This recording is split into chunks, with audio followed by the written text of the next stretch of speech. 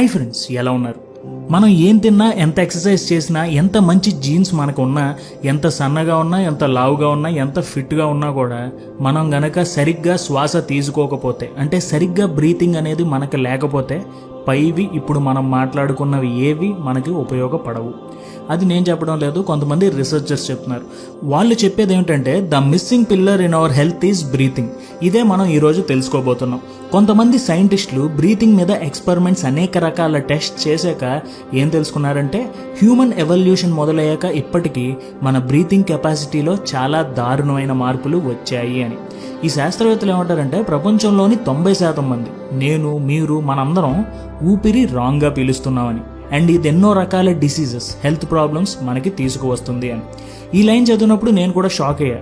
అసలు ఊపిరి పీల్చడం కూడా నేర్చుకోవాలా అని అనుకుంటూ ఈ పుస్తకం చదివాను. ఆ పుస్తకం పేరే the oxygen advantage, written by Patrick McKeown. ఈ పుస్తకం చదివాక ఊపిరి సరిగ్గా పీల్చడం నేర్చుకుంటే చాలు ఆరోగ్యంగా బ్రతికేవచ్చనే కాన్ఫిడెన్స్ వచ్చింది. అండ్ ఇది చాలా కష్టం అని కూడా కాదు. ఈ వీడియో చూశాక మీరు తీసుకునే మొట్టమొదటి ఊపిరి పర్ఫెక్ట్ బ్రీతింగ్ అవుతుంది. సో ఈ వీడియోలో బ్రీతింగ్ పరంగా మనం ఎక్కడ తప్పు చేస్తున్నాం, ఎందుకు బ్రీతింగ్ సరిగ్గా ఉండాలి, ఆ సరైన బ్రీతింగ్ అసలు ఏంటి, ఇవన్నీ తెలుసుకుందాం పదండి. ముందుగా number 1, we breathe more than we require. ఈ పుస్తక రచయితకి చిన్నప్పటి నుంచి ఆస్తమా ఉండడం వల్ల అతని లైఫ్ ఎక్కువగా ఇన్హేలర్స్తోనే గడిచిపోయేది. ఈ ఆస్తమాను తగ్గించడానికి ఎన్నో మందులు వాడాక ద బ్యూటేకో టెక్నిక్ అనే ఒక బ్రీతింగ్ టెక్నిక్ని నేర్చుకున్నాడు. దానివల్ల అతనికి ఎన్నో ఏళ్ళు ఆస్తమాతో పడిన కష్టాలన్నీ తొలగిపోయాయి.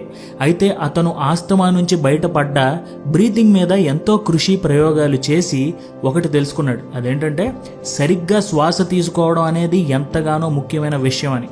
కానీ ప్రస్తుతం జనాలు దీన్ని అసలు పట్టించుకోవడం లేదు. మనిషికి ఉండే పని ఒత్తిడి, bad life style habits, unhealthy diets and polluted surroundings వల్ల శ్వాస మీద ధ్యాస పెట్టడం మనం మానేస్తున్నాం. దీనివల్ల మనకి బద్ధకం, అధిక బరువు, శ్వాస మరియు గుండెకు సంబంధించిన వ్యాధులు వస్తున్నాయి. ఇక్కడ చాలామంది ఏమనుకుంటారంటే ఎంత ఎక్కువ బ్రీతింగ్ చేస్తే అంత ఆరోగ్యం అని అనుకుంటారు. కానీ ఇక్కడ రచయిత ఏమంటారంటే ఎంత తక్కువ బ్రీతింగ్ చేస్తే అంత మంచిది అని. ఇక్కడ రచయిత ఉద్దేశం ఏమిటంటే ఎక్కువ శాతం మంది వాళ్ళకి కావాల్సిన దానికన్నా ఎక్కువ ఆక్సిజన్ పీల్చుకుంటున్నారు అని. ఇది క్రానిక్ ఓవర్ బ్రీతింగ్కి దారి తీస్తుందని ఆయన అంటున్నారు. అసలు ఈ ఓవర్ బ్రీతింగ్ ఏంటి, మనం కూడా ఏమైనా చేస్తున్నావా, ఇది ఎలా తెలుసుకోవాలి అని మీరు గనక అనుకుంటే ఈ పాయింట్ వినండి. నోటితో గాలి పీల్చిన, గురక పెట్టిన, అప్పర్ చెస్ట్ వరకే బ్రీతింగ్ తీసుకున్న ఓవర్ బ్రీతింగ్ పార్టీలో మనం కూడా సభ్యులమే. ఈ ఓవర్ బ్రీతింగ్ మనిషికి ఎన్నో సమస్యలు తెచ్చిపెడుతుంది. కానీ ఎందుకు ఓవర్ బ్రీతింగ్ జరుగుతుందనేది ఇప్పుడు ముందలు చూద్దాం. The crucial point to remember is that haemoglobin releases oxygen when in the presence of carbon dioxide. మన బ్లడ్లోని హిమోగ్లోబిన్ ఆక్సిజన్ని బాడీ మొత్తం డిస్ట్రిబ్యూట్ చేస్తుంది. కానీ హిమోగ్లోబిన్ నుంచి O2 మన మజిల్స్కి, మన బాడీలోని వేరే ఆర్గన్స్కి వెళ్ళాలి అంటే హిమోగ్లోబిన్కి CO2 కావాలి. అంటే CO2 triggers the release of O2 from haemoglobin. CO2నే అంటే కార్బన్ డైఆక్సైడే హిమోగ్లోబిన్ నుంచి ఆక్సిజన్ని రిలీజ్ చేయగలదు. మన భూమి అండ్ మన శరీరంలో ఒక అన్రిటన్ లా ఉంది. అదేంటంటే ఏదైనా సరే బ్యాలెన్స్డ్గా ఉండాలి. బాడీలో ఆక్సిజన్ ఉండాలి అంటే మనకి కార్బన్ డైఆక్సైడ్ కూడా ఉండాలి. ఆక్సిజన్ ఎక్కువైతే కార్బన్ డైఆక్సైడ్ తగ్గుతుంది, కార్బన్ డైఆక్సైడ్ పెరిగితే ఆక్సిజన్ తగ్గుతుంది. సో బాడీలో కార్బన్ డైఆక్సైడ్ ఉంటేనే ఆక్సిజన్ డిస్ట్రిబ్యూషన్ అనేది జరుగుతుంది. కానీ ఓవర్ బ్రీతింగ్ వల్ల, అంటే ఎక్కువ ఆక్సిజన్ నోటితో తీసుకోవడం వల్ల మన బాడీలోని కార్బన్ డైఆక్సైడ్ని మొత్తం మనం ఫ్లష్ అవుట్ చేసేస్తున్నాం. దీనివల్ల హిమోగ్లోబిన్ ఆక్సిజన్ని మన మజిల్స్, ఆర్గన్స్కి సరిగ్గా డిస్ట్రిబ్యూట్ చేయలేకపోతుంది. అండ్ ఈ కండిషన్నే హైపోకాప్నియా అని అంటారు. అంటే మన బాడీలో ఉండాల్సిన బ్యాలెన్స్లో ఆక్సిజన్ ఎక్కువ ఉంది, కార్బన్ డైఆక్సైడ్ తక్కువగా ఉంది. ఇక్కడ మీరు అనుకోవచ్చు ఆక్సిజన్ ఉంటే మంచిదే కదా అని. కానీ హిమోగ్లోబిన్ నుంచి ఆక్సిజన్ మన మజిల్స్కి, బాడీ ఆర్గన్స్కి వెళ్ళాలి అంటే కార్బన్ డైఆక్సైడ్ కావాలి. కార్బన్ డైఆక్సైడ్ లేకపోతే ఆక్సిజన్ హిమోగ్లోబిన్లోనే ఉంటుంది, బయటికి రాదు. సో మన బాడీలోని అన్ని ఆర్గన్స్కి సరైన ఆక్సిజన్ డిస్ట్రిబ్యూషన్ జరగట్లేదు. సో ఇప్పుడు మనం చేయాల్సింది మన బాడీలో బ్యాలెన్స్ తప్పిపోయిన ఈ సిస్టమ్ని బ్యాలెన్స్లోకి తీసుకురావడం. దానికి ఉపయోగపడే మొట్టమొదటి important tip, breathe through your nose. Noses are for breathing and mouths are for eating. ఊపిరి తీసుకోవడానికి మన శరీరంలోని ముఖ్యమైన న్యాచురల్ భాగం ముక్కు. సో మీకు ఈ పుస్తకంలో ఇచ్చే మొట్టమొదటి టిప్ ఏంటంటే పగలు రాత్రి మ్యాక్సిమం ఊపిరి ముక్కుతోనే పీల్చుకునేలా చూడండి. మనిషి నోటితో ఊపిరి ఓన్లీ ఏదైనా బాగా స్ట్రెస్ అయినప్పుడు, చాలా భయంగా ఉన్నప్పుడు, ఏదైనా ఎమర్జెన్సీలో ఉన్నప్పుడు, ఎక్కువ వర్కౌట్ చేస్తున్నప్పుడు నోటిని ఉపయోగిస్తాడు. కానీ రచయిత ఏమంటారంటే మనం ఎక్కువగా ముక్కుని గనక ఉపయోగిస్తే మనిషిలో ఉండే స్ట్రెస్ లెవెల్స్ కూడా తగ్గుతాయి అని. సాధారణంగా కోపం వచ్చినప్పుడు వేరే వాళ్ళు అంటారు కొంచెం కామ్గా ఉండరా, కొంచెం ఊపిరి పీల్చుకో అని అంటారు. ఇలా ఊపిరి ముక్కుతో పీల్చడం వల్ల మన ప్రీఫ్రాంటల్ కార్టెక్స్ యాక్టివేట్ అవుతుంది. అది మన హార్ట్ రేట్ని తగ్గించి స్ట్రెస్ని కంట్రోల్ చేస్తుంది. అలాగే వర్కౌట్స్ చేసే సమయంలో మనం నోటితో ఎక్కువ ఆక్సిజన్ తీసుకోవడం వల్ల బాడీలోని కార్బన్ డైఆక్సైడ్ లెవెల్స్ పడిపోతున్నాయి. దీనివల్ల మన మజిల్స్ రికవర్ అవ్వడం కూడా కొంచెం కష్టం అవుతుంది.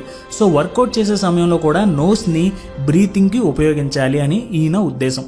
కానీ ఇది మనం ఆలోచిస్తే అంత ఈజీ అయితే కాదు. ప్రస్తుతం మనం అలవాటు పడిన లైఫ్ స్టైల్కి ఇది చాలా చాలా కష్టం. కానీ ప్రాక్టీస్తో ఏదైనా మనం అచీవ్ చేయొచ్చు. సో ప్రాక్టీస్ చేయడం మర్చిపోకండి.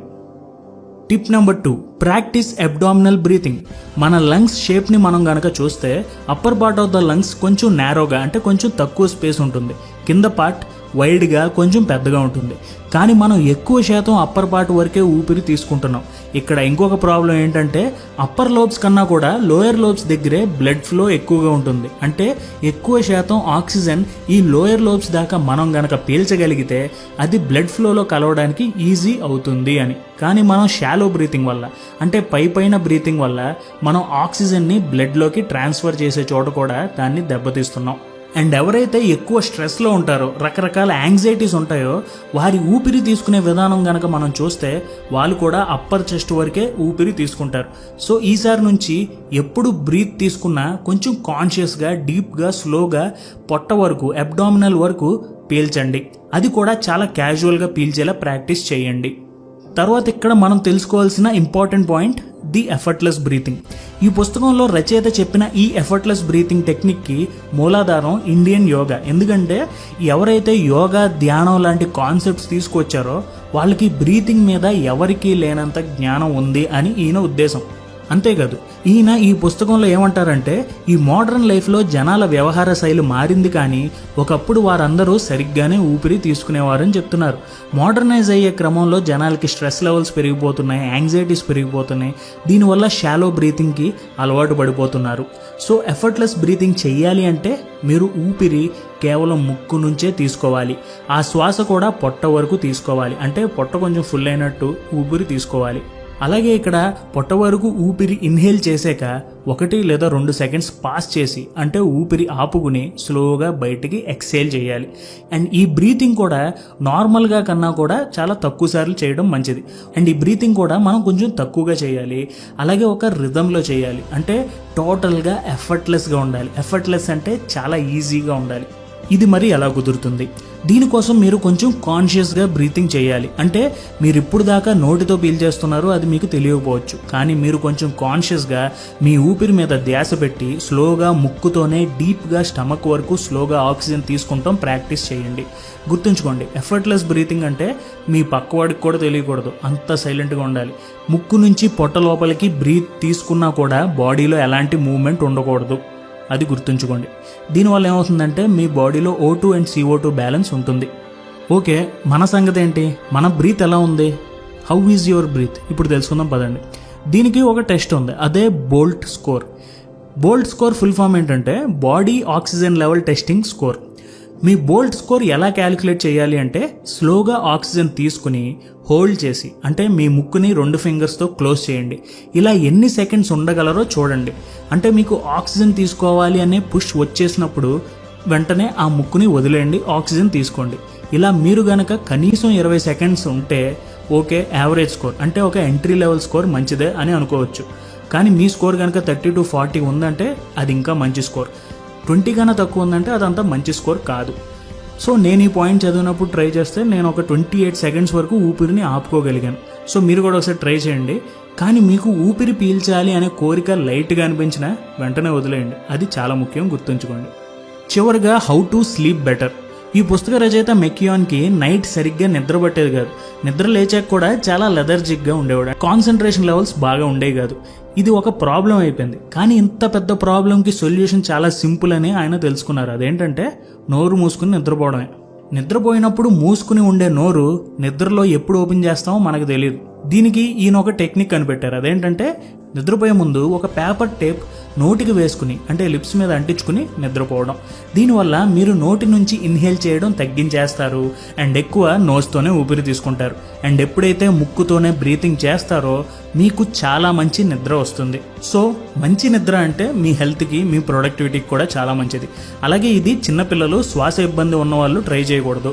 నార్మల్ హెల్త్లో ఉన్న వాళ్ళు మాత్రమే ట్రై చేయాలి. అలాగే ఈ బుక్ చదివాక నేను కూడా ఈ పాయింట్ని ట్రై చేస్తున్నాను అండ్ దీని రిజల్ట్ ఎలా ఉందనేది నేను మీకు త్వరలో తెలియజేస్తాను.